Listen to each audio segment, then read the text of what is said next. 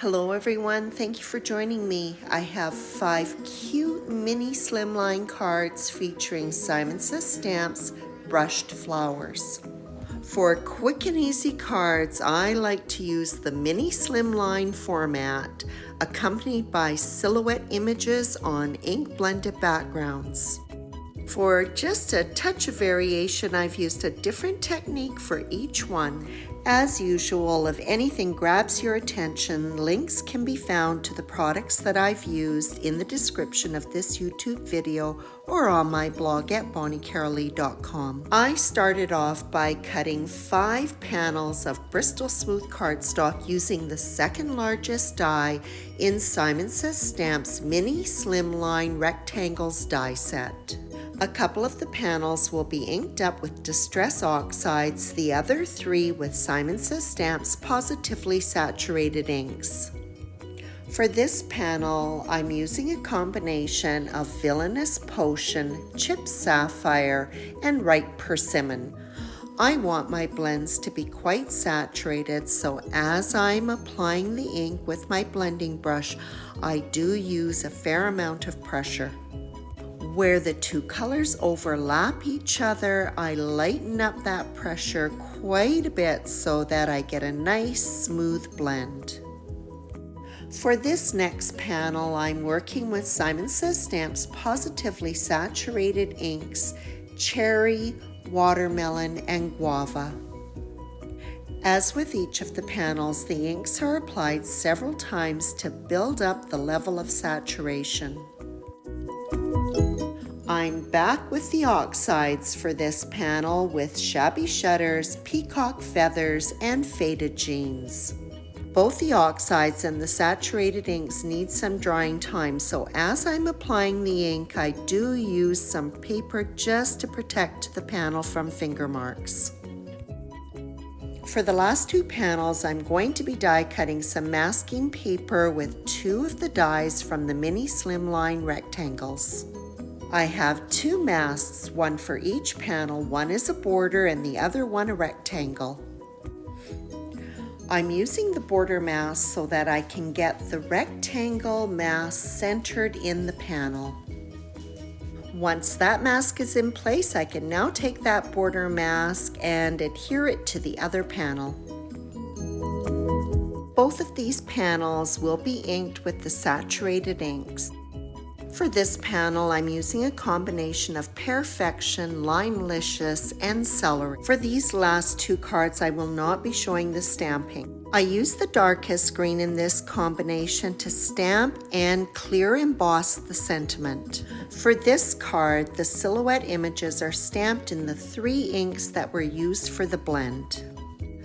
The border for the next card has been inked up with Ocean, Surf, and Sea Foam. Like the previous card, the silhouette images are stamped with the same inks that were used in the blend, but this time the border has been masked with some post-it note tape.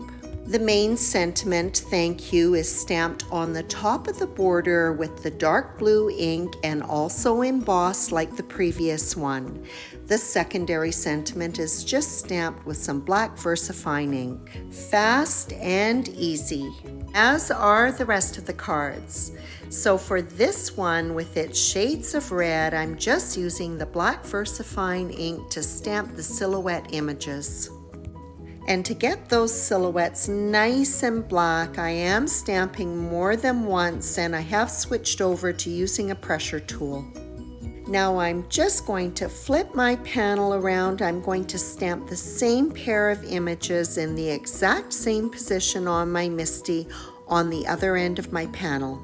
And the sentiment was put in place momentarily just to make sure that there would be room for it.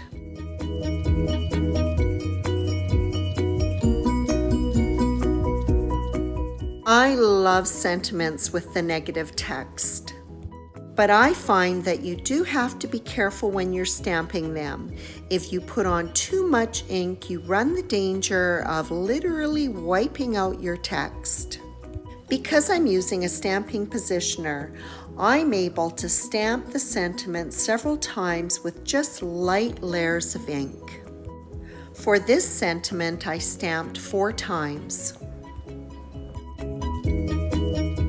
This panel was finished off with a flower stamped on the end of one of the leafy images. For this panel, I'm using all of the floral stamps to create a background.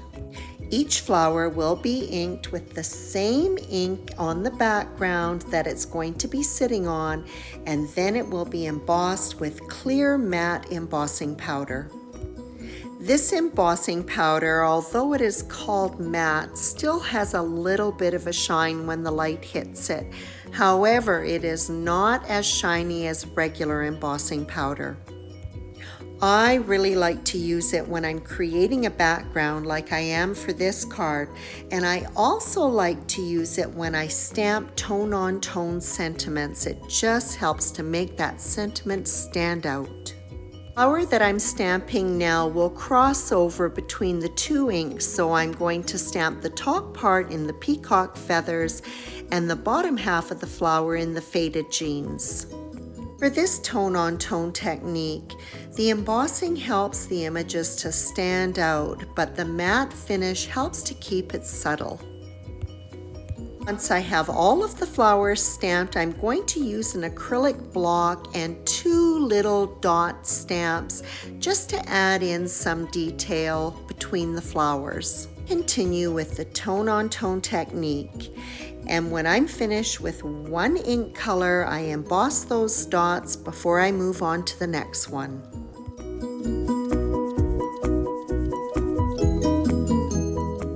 The sentiment for this card will be stamped on vellum.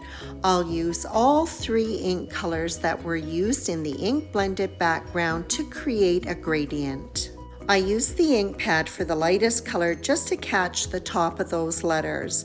The middle tone was used to stamp the lower 2/3 of the letters, and then I came in with the dark ink and just caught the bottom of the sentiment. And because the oxides take a while to dry, I'm able to clear emboss it again with the matte finish embossing powder. The secondary sentiment was stamped with black VersaFine ink. To avoid getting any black smears on my vellum paper, I also clear embossed the secondary sentiment. And lo and behold, I managed to do it anyways. Because the sentiment is going to be wrapped around the panel, thankfully the smeared ink is not going to show. For the last panel, I'm going to be working with white gouache that has been watered down just slightly. Depending on the coverage that I get, there were times that I did restamp it. I was surprised to find that the details on the stamp were still maintained with the paint. As the paint dries, the images do lighten. I really like the light, ethereal quality of these flowers. It has a very different look. This card with its darker background with the light, airy flowers is a perfect card to extend sympathy or offer encouragement. With all the card fronts completed, it's time to start putting these cards together. I'm going to start with the card with the vellum overlay. Because I like vellum to lay flat against my panel, I'm going to take this and feed it through my Xyron sticker maker. There will be a thin, clear coat of adhesive on the back of the vellum. I give it a good rub and then remove the backing papers. It is positioned on the card front and the long ends are folded over to the back of the panel. As easy as that. All of the card fronts were die cut with the second largest die in the slimline rectangle set. I've used the largest die to cut black cardstock to layer them on. All of the panels are mounted on card bases that measure 3 1/8 by 6 1/8 inches for an edge-to-edge look. A variety of embellishments finish off these cards, from confetti to crystals to white Nouveau drops. And if they have confetti on them, they are going to be topped up with Nouveau Crystal Drops Morning Dew, a standard practice for me. And that wraps up this set of 5 mini slimline cards, quick and easy, featuring a gorgeous stamp set by Simon Says Stamp, brushed flowers. I hope you enjoyed this video looking at different ways that silhouette images can be used. As always, I appreciate your visit.